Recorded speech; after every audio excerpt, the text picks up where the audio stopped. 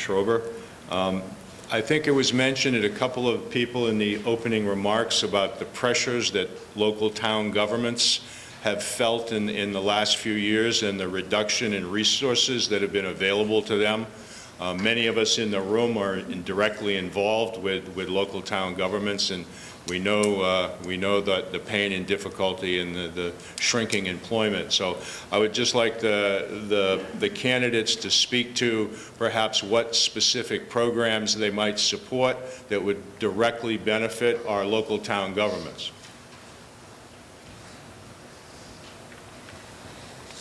No question, all our budgets are challenged. And no question, we're New Englanders and we know how to stretch a dime and make things happen. We need to remember that will. When we look at the towns, a huge amount of money goes to healthcare costs. We've done healthcare reform at the state level that has a potential to save a lot of money for the local towns. It gave the management side of the table some bargaining opportunities to work with the local unions to address those increasing costs. The second area is on local aid. We had the opportunity, because revenues were up 5%, one of the better state performances in the United States, and we're able to pass that back to the local aid budgets. The other big spender is education. When we look at education, the different towns, whether it's the Templeton superintendent and looking at the challenges on the overrides in the upcoming budget next year, or the Athol capital plan that's needed, or the Mahar Orange fiscal conditions with that regional school, education, we're going to continue to have to figure out how do we fund. Will or won't we move to economies of scale on some regional models, or will we do high efficiency, small cluster schools? It is an issue that we're going to have to tackle, and we're going to have to tackle the cost per pupil. Not compromising the teacher-student ratio to have the best in the world public education. So looking at some of those, the other thing I would recommend is performance metrics on public service, whether it's a town accountant, a state rep, or whoever. Performance measurements work in the private sector, and they should be reapplied in the public sector. And if we can continue the modest growth in the Commonwealth, we need to make sure that those revenues continue to flow back to the communities in fair share. Again, rural Massachusetts, on some of our models on funding, need to be updated. They haven't been updated in 20 or 40 years, and we're not necessarily getting our fair share on transportation or school spending, and we need to fix those models.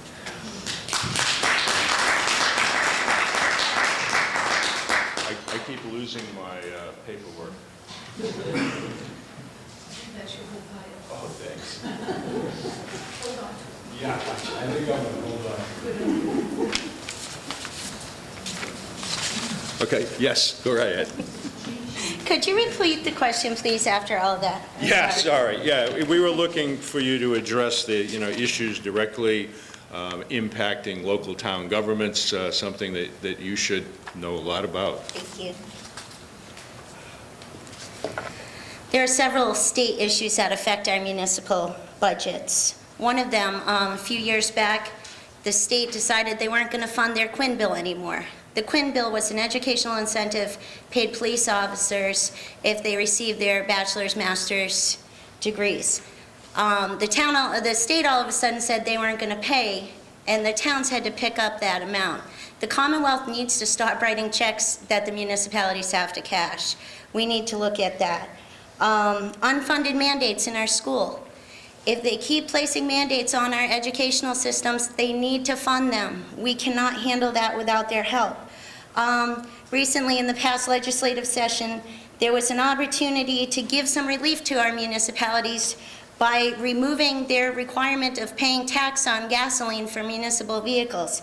That was sent to study rather than sent to a vote, which I think was a shame. Here in Templeton, you've got, your East Templeton school, I believe it closed 2 years ago, and now you've got 3 schools worth of children crammed into 2 schools. There's a need for an elementary school building, and I want to work with you to find a location, possibly wherever you like it, but I think the state property that's being closed up on the Fernal School wouldn't make a bad location, but I want to work with you and find a school location for the people in Templeton. The classrooms are oversized and they're in antiquated buildings. Jobs, again, is going to be what saves our municipality. If we build our tax base and we allow business to happen in our communities, we're going to have more money for public education, roads, infrastructure. And again, we need to demand that the Commonwealth look out for us. Thank you.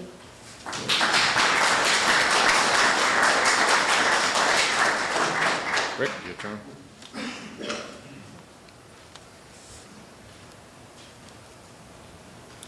Well, again, I can't argue with anything that either of the other two candidates said. There's definitely a need for more funding for towns and municipalities, specifically in funding public sector jobs, such as more teachers and school administration, firefighters, law enforcement professionals.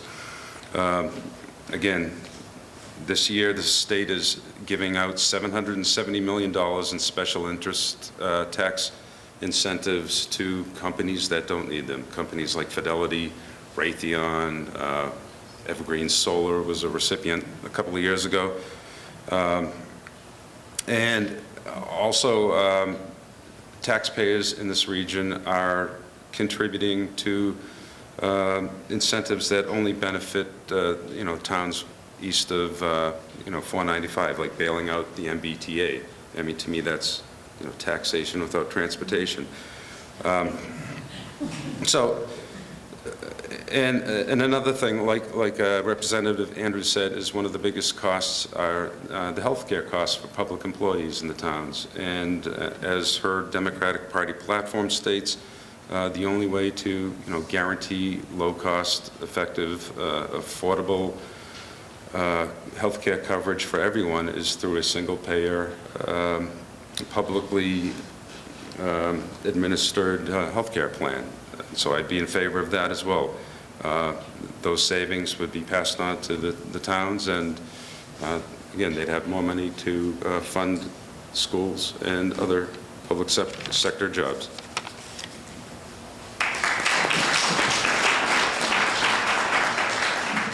Thank you. The last question in this segment, simply what qualities or qualifications make you the best candidate to represent the 2nd Franklin? And the order will be Chairperson Lee, Rick, Mr. Schrober, and Rep. Andrews.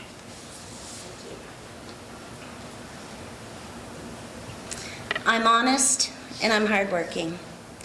A lot of the qualities that I feel would make me a good state representative aren't ones I generally ring my bell about. I have a deep love for the people in my community. I have a great deal of compassion. Recently I drove out to Templeton and sat down with a veteran who was having a hard time, and he had reached out to me and wanted just somebody to talk to. I'm smart. I'm a hard worker. I give more of myself than sometimes I can. I have a lot of qualities that put me in a position where I can be a good state representative for each and every one of you. And I hope you look beyond the party lines, because I've heard, the evil Republicans, we want to kill Big Bird, and just, that's not me. As a business owner, I am a Republican, and I'm a proud Republican. The national platform right now doesn't do a heck of a lot for me. And rather than walk away from a party, I want to make it different. I want to show people that we can go back to an era where we show good Christian values and we don't preach hate. And that's who I am. I'm just somebody who's willing to sacrifice and give up what I have right now to help other people have a good life like I do. I feel very blessed. I feel very fortunate. And I think I'm the best choice. And I thank you very much.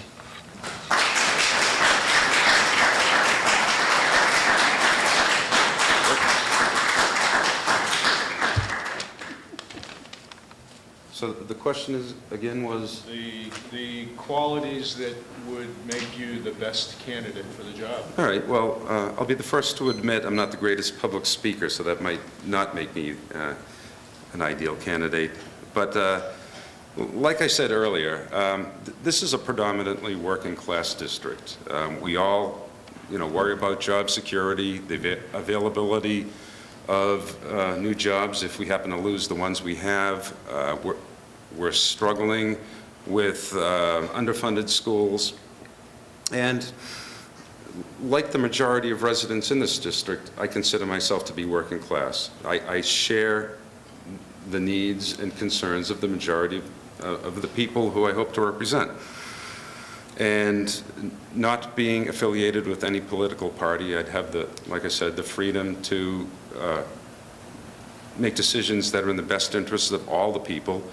I'm also not accepting any donations because I feel that anybody who contributes to a campaign is owed some sort of a favor down the road, and it makes it impossible for a legislator to be completely impartial when, voting on legislation.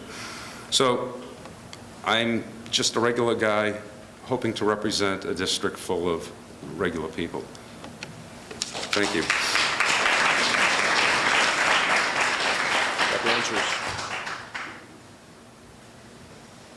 I am a product of you.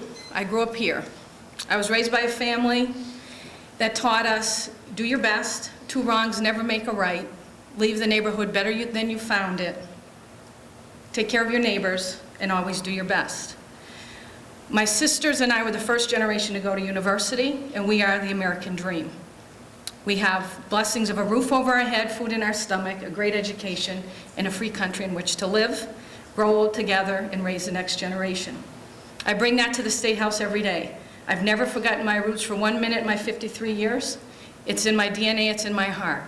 The other thing you have in me is a 1.5 years of requisite experience at the State House.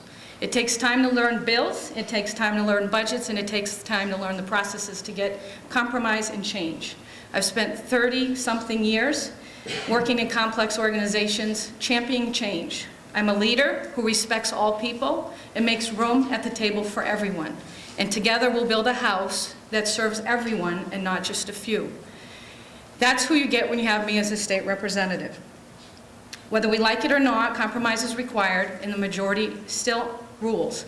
The Democrats have power in Boston, and to get fair share money to our district, we need to leverage that.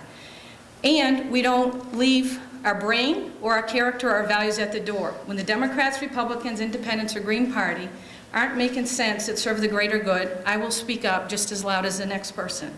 As a freshman rep, I've voted probably the most against the Speaker of the House on controversial issues. I've challenged the House on their own performance and productivity. At 53 years of age, loving this area, I will be a champion for change that's respectful and gets the job done.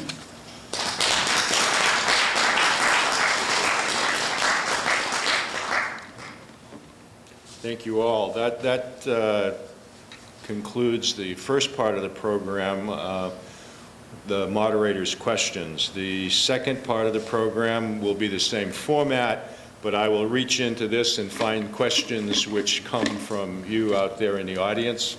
I'm told that they've been pre-screened to make sure that nobody snuck in one that I would be embarrassed to read or you would be embarrassed to hear, so we're in good shape there. The order and the first question will be Mr. Schober, Rep. Andrews, and Chairperson Lee. And the question is, what does the word unity mean to you and for this role? I'll read it again. What does the word unity mean to you and for this role? Well, in a two-party system, there is very little unity. We have Republicans on the right, Democrats on the left, and there's this huge moderate middle ground of constituents whose needs aren't really being addressed.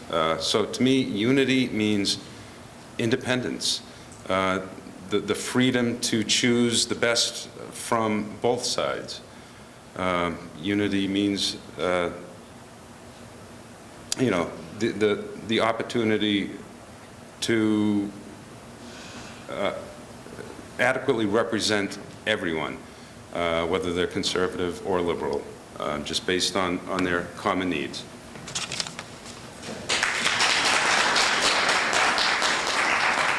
Rep. Andrews.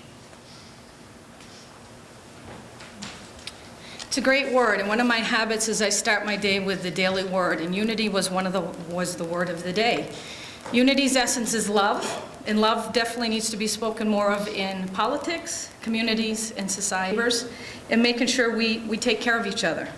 It's respectfully agreeing and having robust discussions. But when we decide what is the best by the majority of the people, as long as it's not hurting the minority, then we act in unity and we build and make a better future for everybody. It's staying the high ground when people don't necessarily do that. It's role modeling how together we can rise, everybody, that there's plenty to go around if we just figured it out a little bit more. It's not a fixed pie where you have to compete. The other thing I'll share is sometimes it's not easy to do. I was at the forum in Athol for the Home and Garden Show, and a gentleman came up and was quite direct on his lack of appreciation of the performance of politicians. And him and I sat down in Bruce's browser for an hour-and-a-half conversation from 2 different parties, 2 different towns.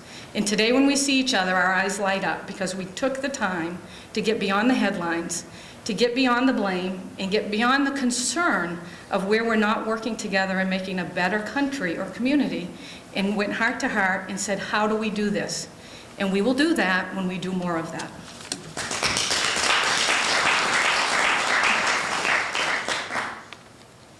Ms. Lee.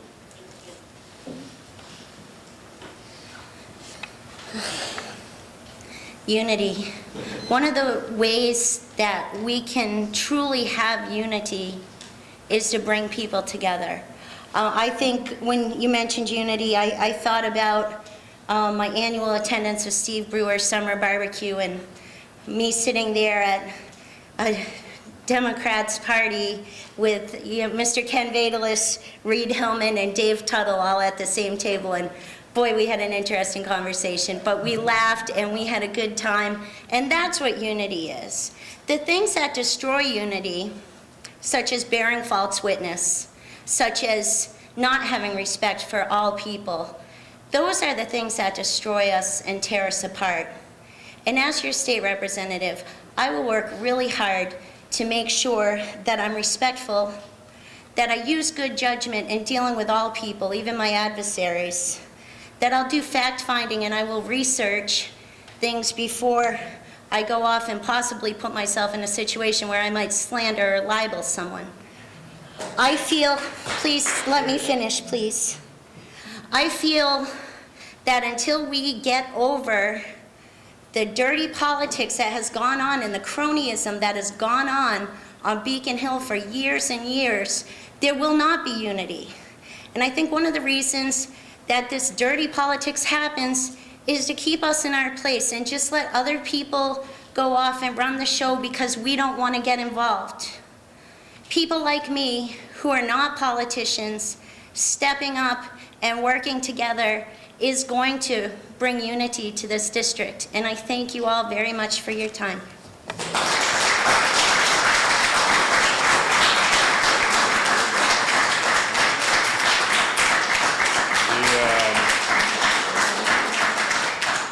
The next question will be Rep. Andrews, Chairperson Lee, and Mr. Schober.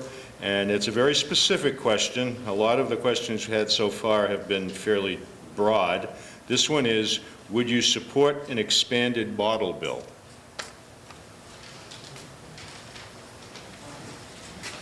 Absolutely, for 2 reasons. One, the majority has asked for this for years, and my job as a representative is to do the will of the people, and we've been trying to get that through, and the speakers blocked it, which is unacceptable. So that is on the list to continue to drive as a member of the Progressive Caucus. That's at the top of our agenda. Second reason, as a person and as an individual, I believe in it. Reducing trash, recycling product, and being responsible for our environment and our kind of cradle to grave use of materials is good stewardship. So absolutely, straightforward, and I'd ask you to please write the Speaker of the House and put pressure on him so we get it done in next session.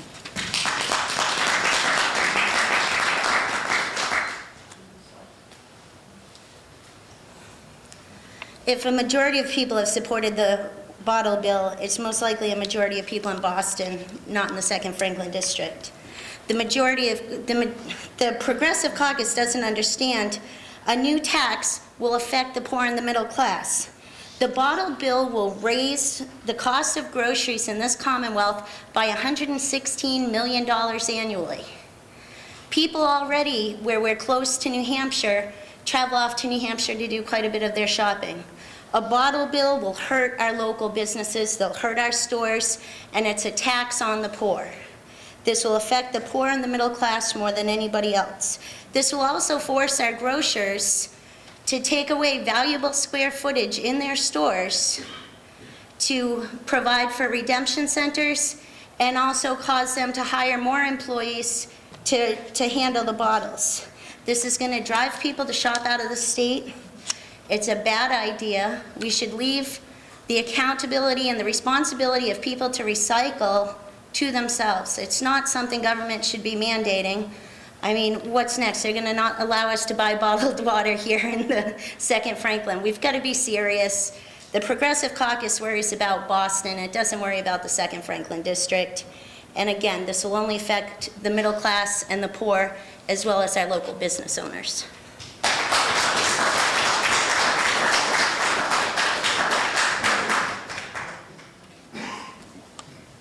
Well, here I have to disagree with Suzanne. I don't see how a 5-cent deposit on iced tea, bottled water, and sports drinks is considered a tax on the poor and middle class. Just like other, carbonated beverages and beer, it makes sense. It encourages recycling so that these things don't end up in landfills. Now, the expanded bottle bill did have 77% public support statewide. 77% of the people do not live in Boston.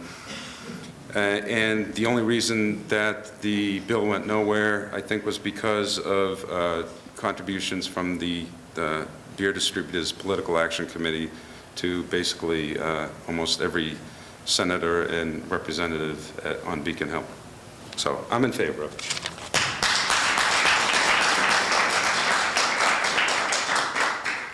The third question will be Chairperson Lee, Rick, and Representative Andrews. The question is, many people have a negative idea of politicians. What makes a good person who will work for the people?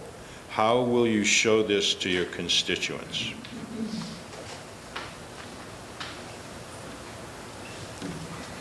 I like this question. I'm not a politician. I believe in term limits. I believe it's incumbent upon all of us to get out and do what we can for our communities. If we could remove the politicians from the game, we could get a lot more done. There's really smart business people out here. There's people who want to sit down. I mean, frankly, I couldn't be a politician because everybody who's ever played poker with me tell me that I'm a lousy bluffer and a lousy liar, and they can see if I have trips from the look on my face. So I might not make a good politician. I think it's important that we reach out again and bring people who don't have political experience but have life experience and business experience and experience in education and experience in administration, and bring these people together to work. You find when you, especially in the two-party system, we've got some extreme groups, 10% of the right, 10% of the left, and they weight down an awful lot of what we try to get done. If we could move forward and all get a little bit to the center and think about our neighbors and think about our communities, we could get a lot more done. But as far as politician, it's almost become a dirty word in this country, and I think that's a shame. And again, it's just a definition of dirty politics, cronyism, endowments, and entitlements to people. And I think it's important that we look to the outside world, we look to the business people and the educators, and we find a way to move forward and create. The founding fathers are not politicians. They were just people who cared about themselves and their neighbors.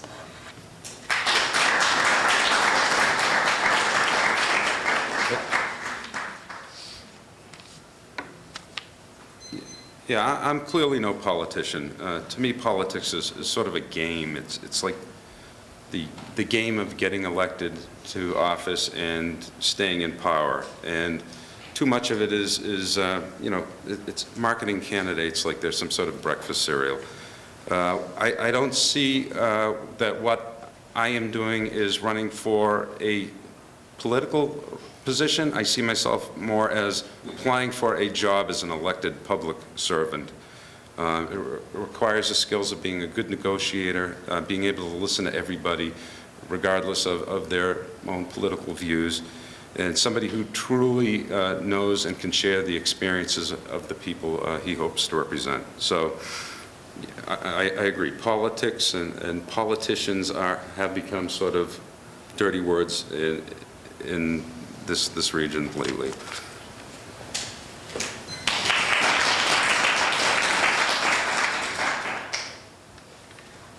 I was listening carefully on the last answer, and I think I might have got Miss Lee's vote. I'm a smart businesswoman, come from the private sector, and I've been proud to be a politician for a year and a half. I'll tell you why. Politicians are people who are public servants that the community elects to serve them. That needs to be elevated back to a noble profession where your kids and my friends' kids are called of high service to do good work for the people, by the people, and of the people.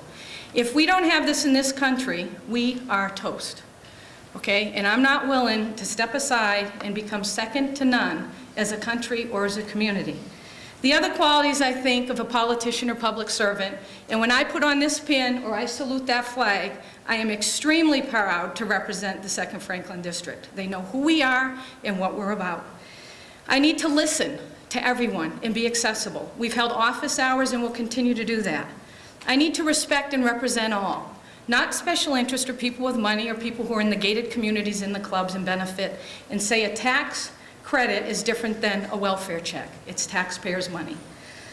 We need to have people with a solid moral compass, which I thank my parents, God, and my family for giving me that, and a person who gets results, that brings leadership, performance management metrics, and drives fair deals to make progress on the behalf of everybody. You need a neighbor who's still there to check on, does your elderly person or your veteran need a home or a meal that day? And bringing that kind of skill set, character, and results focus to public service, I'm excited about, and I hope I can continue to do that for the new district.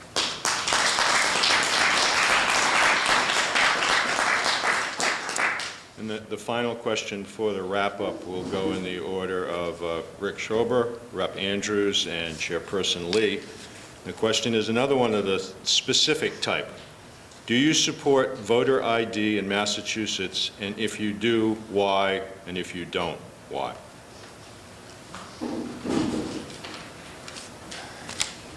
I do not support voter ID in Massachusetts.